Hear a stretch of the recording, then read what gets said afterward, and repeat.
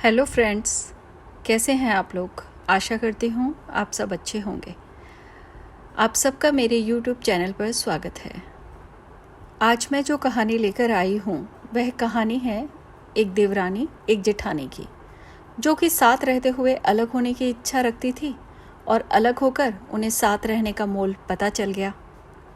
Friends, अगर आप मेरे चैनल पर नए हैं और प्लीज़ अगर आपको मेरी कहानी पसंद आए तो मेरे चैनल को सब्सक्राइब व लाइक अवश्य करें, जिससे कि आगे भी मैं कहानियों के द्वारा आप लोगों से मिल सकूं। साथ में याद करके बेल आइकन भी प्रेस कर दीजिएगा। तो चलिए ले चलती हूँ आप सब लोगों को एक ऐसे घर में जहाँ एक गांव में एक औरत अपने 2 बेटों के साथ और उनकी बहुओं के साथ रहती थी, जिसका नाम चंद्रकला था। और चंद्रकला की 2 बहुएं थी। बड़ी बहू का नाम श्यामा था और छोटी बहू का नाम उमा था। श्यामा की शादी को 6 साल हो गए थे और सुनीता की शादी को 4 साल हो गए थे।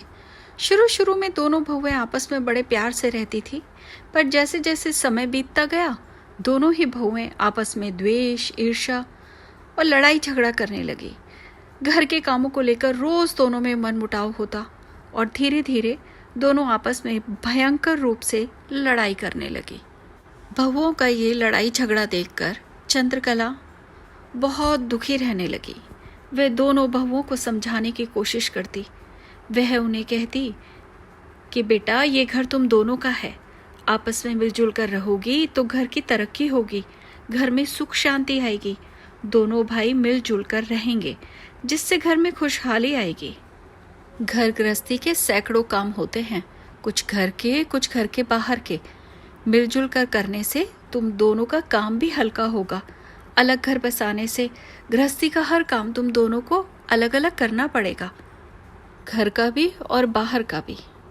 लेकिन उल्टा जिस बहू को भी चंद्रकला समझाती वह उन्हें कह देती कि आपकी लाडली बहू तो वही है, मुझे तो आप पसंद ही नहीं करती, इसीलिए आप मुझे समझा रही हैं।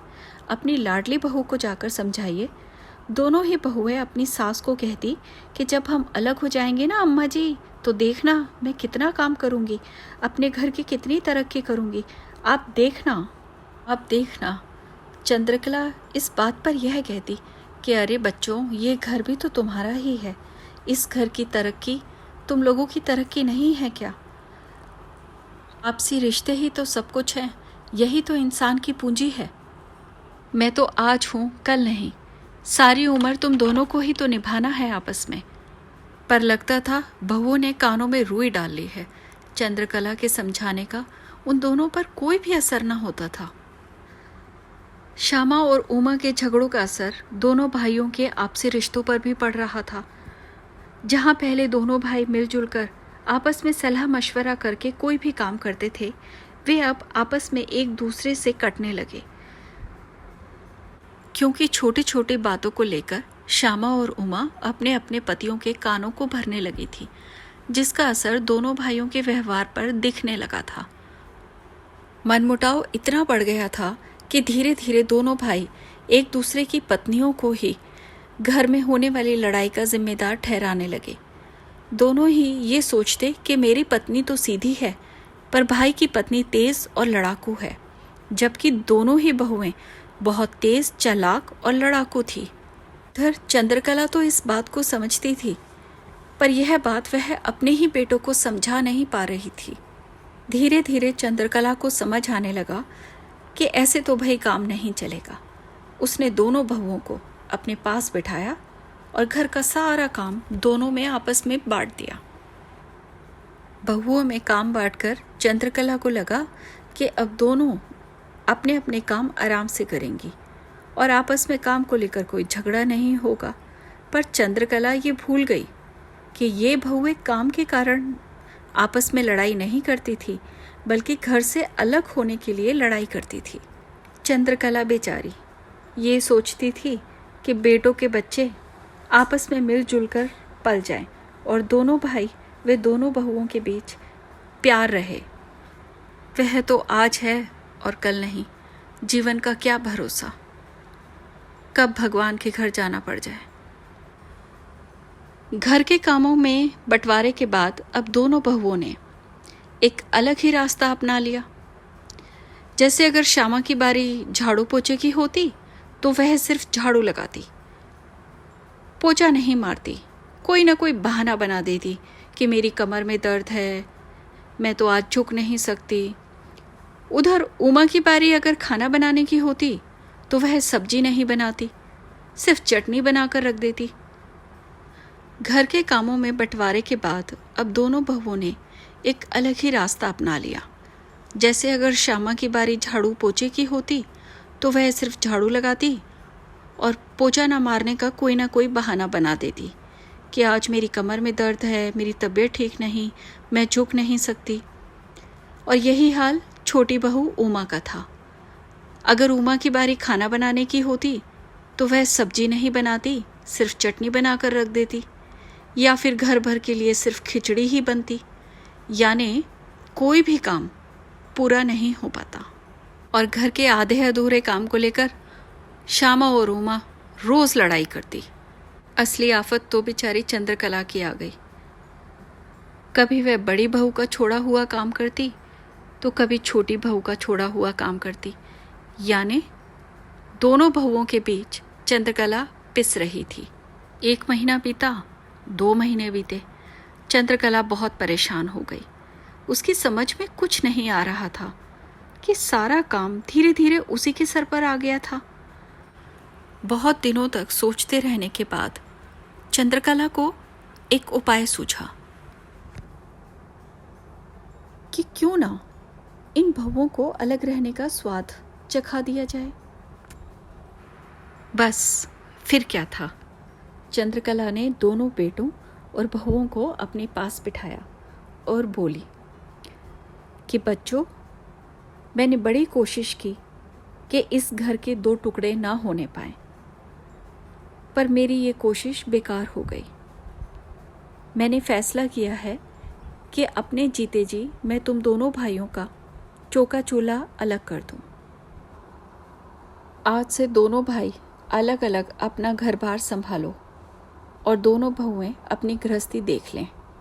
यह कहकर चंद्रकला ने घर और सामान का सारा बंटवारा दोनों बेटों के बीच में कर दिया और बहुओं को कहा कि श्यामा और उमा, तुम दोनों ही हमेशा कहती थी कि जब हम अलग हो जाएंगे तो अपने घर का साथ संभाल बहुत अच्छे से करेंगे, खूब तरक्की करेंगे। तो बच्चों, आज से तुम दोनों अपना अपना घर संभालो। यह कहकर चंद्रकला ने घर और सामान का सारा बंटवारा दोनों बेटों के बीच में कर दिया और बहुओं को कहा कि श्यामा और उमा, तुम दोनों ही हमेशा कहती थी कि जब हम अलग हो जाएंगे तो अपने घर का साथ संभाल बहुत अच्छे से करेंगे, खूब तरक्की करेंगे। तो बच्चों, आज से तुम दोनों अपना अपना घर संभालो। चंद्रकला की दोनों बहुएं तो मानो उन्हें मुंह मांगी मुराद मिल गई और वे दोनों बहुत खुश थे। खुशी में उन्हें अपनी सास का भी ध्यान नहीं रहा कि वह किसके साथ रहेगी। चंद्रकला ने यह सब देखा और भगवान का धन्यवाद किया कि उसके पास उसके पति की पेंशन आती थी, जिससे आज तक वह अपनी बहुओं के छोटे छोटे शौक और बच्चों की नन्ही मुन्नी फरमाइशें पूरा किया करती थी। अगले दिन जब चंद्रकला सुबह सोकर उठी तो देखा कि 8-9 बजे उठने वाली उसकी दोनों बहुएं 5 बजे उठकर अपने अपने घर के कामों में लगी हैं और पूरे जोश के साथ सारे काम कर रही हैं। दोनों में मानो एक होड़ सी लगी है। अगले दिन चंद्रकला जब सुबह उठी तो उसने देखा कि रोज सुबह 8-9 बजे उठने वाली उसकी दोनों बहुएं सुबह 5 बजे उठकर खड़ी हैं और पूरे जोर से, पूरे जोश के साथ अपने घर के कामों में लगी हैं। दोनों में एक होड़ सी लगी थी कि कौन अपने अपने घर के कामों को अच्छे से और जल्दी से निपटा दे। चंद्रकला को लगा मानो वो एक रेस देख रही हैं कि जिसमें उन्हें एक विजेता को देखना है। धीरे धीरे ये रोज का ही कार्यक्रम हो गया बहुओं का। रोज एक होड़ सी लगी रहती। अब बहुएं अपने अपने घर में बचत भी करना चाहती थी, इसलिए वह घर के खर्चों में कटौती भी करने लगी।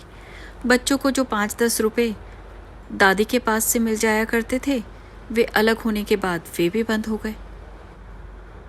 और बच्चों की मम्मियों से पैसे मिलने के आसार वे तो पूरी तरह से बंद हो गए थे, क्योंकि वे दोनों तो अपनी अपनी गृहस्थी को एक दूसरे से बेहतर दिखाने की होड़ में आगे लगी हुई थी।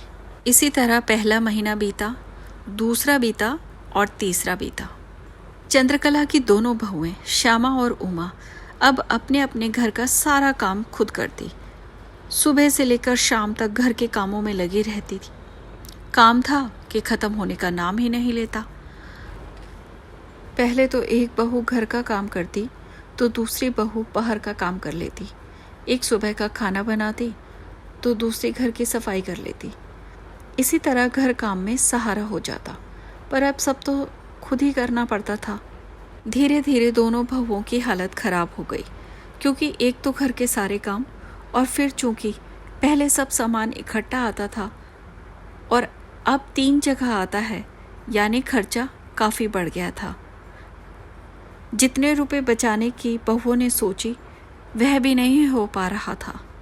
पहले श्यामा और उमा के छोटे मोटे शौक, जैसे चूड़ी पहनना, नए सूट लेना, पहले श्यामा और उमा के छोटे मोटे शौक जैसे चूड़ी पहनना, नए सूट खरीदना, पार्लर जाना इत्यादि, ये सब शौक चंद्रकला अपनी पेंशन से पूरे कर देती थी। पर ये खर्च अब खुद पर ही आ गए थे, इसलिए इन्हीं खर्चों में दोनों बहुओं ने कटौती करनी शुरू कर दी थी, जिसके कारण पहले सजी सवरी रहने वाली चंद्रकला की दोनों बहुएं अब बेढंग से रहने लगी थी। चंद्रकला को ये सब देखकर बहुत दुख होता, पर उसने अपने सीने पर पत्थर रख लिया था। इसी तरह धीरे धीरे समय बीतता गया। दोनों बहुएं अब परेशान रहने लगी।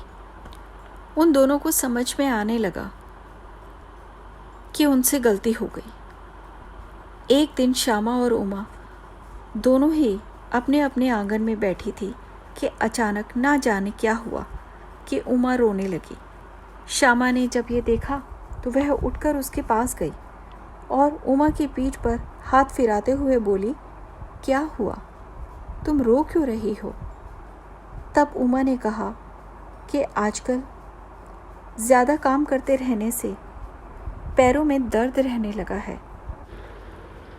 उमा की बात सुनकर श्यामा थोड़ी देर तो चुप रही, फिर चुपचाप चारपाई पर बैठकर बोली कि बहन, मेरा भी यही हाल है।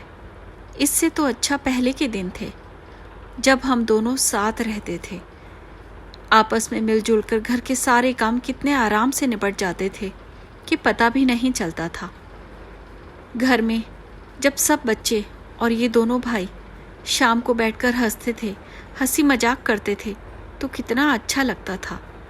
हमारे सर, हमारी सासू, जो कि हमारी माँ समान है, जिसने हमें हमेशा प्यार ही दिया, उन्होंने हमें कितना समझाया, पर हम दोनों पर तो अचानक ही अलग गृहस्थी बसाने का भूत सवार हो गया था।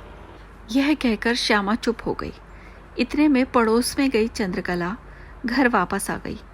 दोनों बहुओं को एक ही चारपाई पर पास पास बैठे देखा तो वह उनके पास आ गई और बोली, क्या बात हो गई, सब ठीक है ना?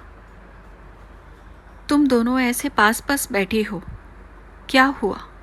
श्यामा और उमा ने जब अपनी सास की यह बात सुनी तो दोनों ने एक दूसरे की ओर देखा और आंखों ही आंखों में ना जाने क्या बात हुई कि दोनों ने चारपाई से एकदम उठकर अपनी सास चंद्रकला के पैर पकड़ लिए और कहने लगी कि माँ, हमें माफ़ कर दो। हमें समझ में आ गया कि अलग रहना, अलग घर बसाना कोई आसान काम नहीं है। इकट्ठे रहने में ही बरकत और मज़ा है। रिश्ते ही जीवन में खुशियाँ बिखेरते हैं। माँ, अब हम दोनों को साथ ही रहना है। हम एक ही छत के नीचे रहेंगे और अच्छे से प्यार से रहेंगे। चंद्रकला ने दोनों बहुओं का हाथ पकड़कर उठाया और बोली, बेटा, ये घर तुम दोनों का है, इसे तुम दोनों को ही संभालना है। एक दूसरे का सहारा बनकर रहोगी तो हर समस्या से पार पा जाओगी। इस जीवन की आखिरी सांस तक एक दूसरे का साथ निभाकर ही असली सुख व आनंद तुम लोगों को मिलेगा।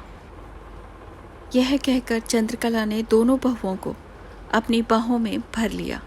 आज चंद्रकला की समस्या का हल हो गया था और उसके जीवन में, उसके घर में खुशियाँ वापस लौट आई थी।